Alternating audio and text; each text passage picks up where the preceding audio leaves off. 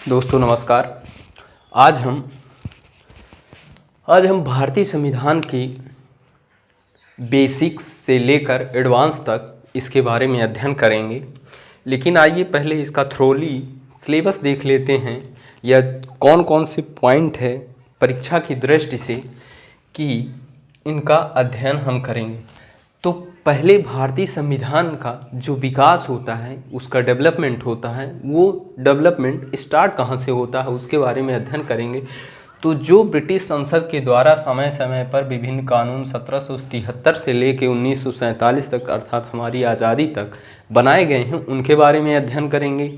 1773 के एक्ट में प्रमुख प्रावधान क्या थे दोस्तों, ऐसा एक संक्षिप्त नोट्स बनाएंगे कि एक पेज में करीब 3-4 एक्ट आ जाएं, फिर दूसरे पेज में 3-4 एक्ट, उसकी प्रमुख प्रमुख बातों को, जिनमें से 1909 का अधिनियम, 1919 का अधिनियम, 1935 का अधिनियम, ये बहुत ही महत्वपूर्ण है। इनके बारे में भी थोड़ा थोड़ा अध्ययन करेंगे।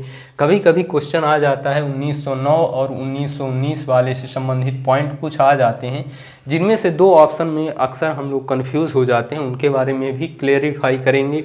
फिर देखेंगे नेक्स्ट टॉपिक में संविधान सभा की रचना, उसका स्ट्रक्चर कैसा था, जब संविधान सभा का निर्माण किस आधार पे किया गया, कौन सा कमीशन आया, उस समय कौन से प्रधानमंत्री ब्रिटेन में थे, कितनी समितियों का निर्माण किया गया।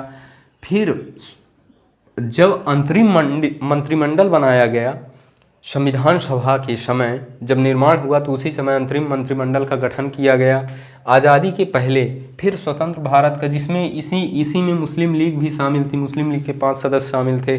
फिर आज़ादी के बाद पहला मंत्रिमंडल कौन सा था, उसमें कितने सदस्य थे, किनको कौन सा मंत्रालय दिया गया, ये देखेंगे।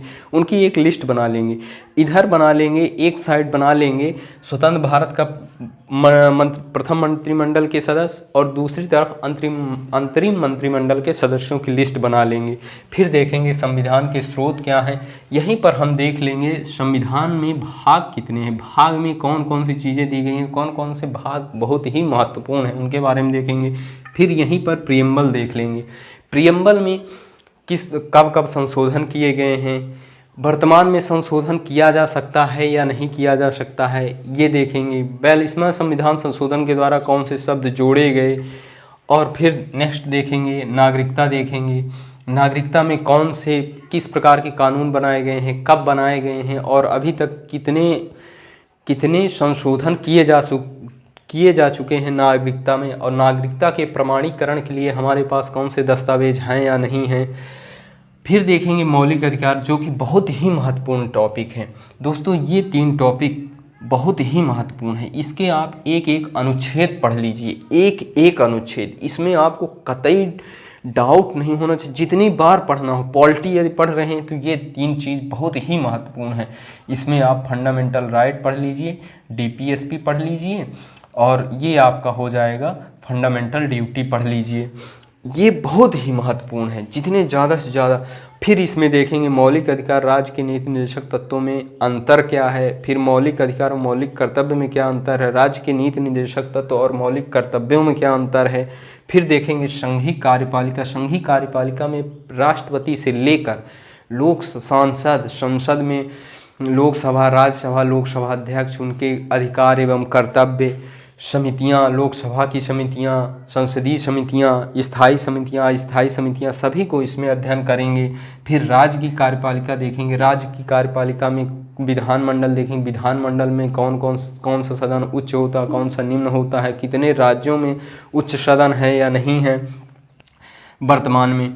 फिर देखेंगे केंद्र राज्य संबंध देखेंगे, केंद्र राज्य संबंध में प्रशासनिक संबंध देखेंगे, वित्तीय संबंध देखेंगे, सामान्य संबंध, किस तरह के हमारे संबंध आज के दौरान एक सहकारी संघवाद में परिवर्तित हो गए हैं। फिर देखेंगे निर्वाचन देखेंगे, निर्वाचन में देखेंगे कि कौन से अनुच्छेदों के तहत निर्वाचन आयोग को ये दायित्व दिया गया है संविधान के द्वारा कि वो समस्त भारत में निर्वाचन करवाए, जो कि लोकतंत्र का बहुत ही महत्वपूर्ण स्तंभ माना जाता है। फिर राजभाषा देखेंगे, राष्ट्रभाषा और राजभाषा में अंतर क्या होता है, यहीं पर देख लेंगे। हमारे देश में राष्ट्रभाषा है या नहीं है, इसके बारे में देखेंगे।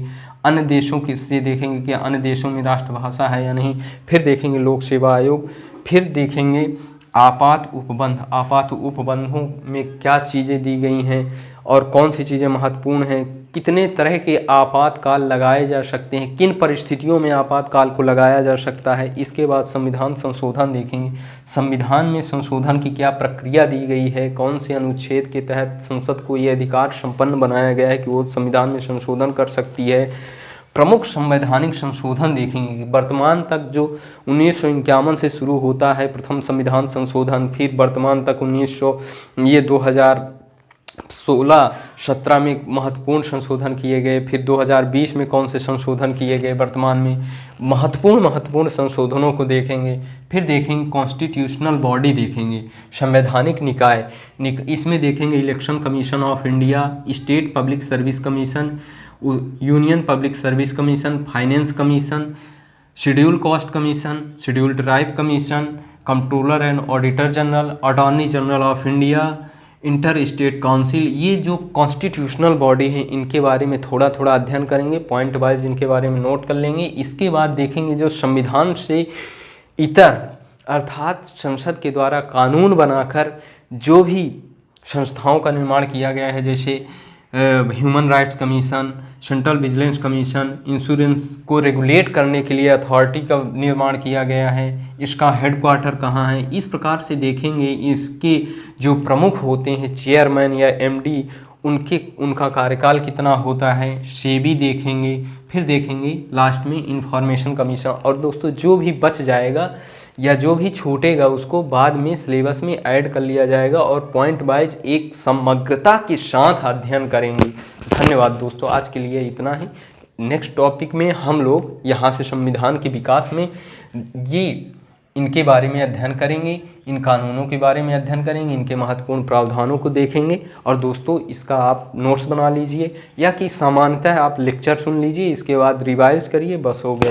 इसके अलावा और कुछ मत करिए, एक भी क्वेश्चन आपका नहीं छूटेगा। धन्यवाद।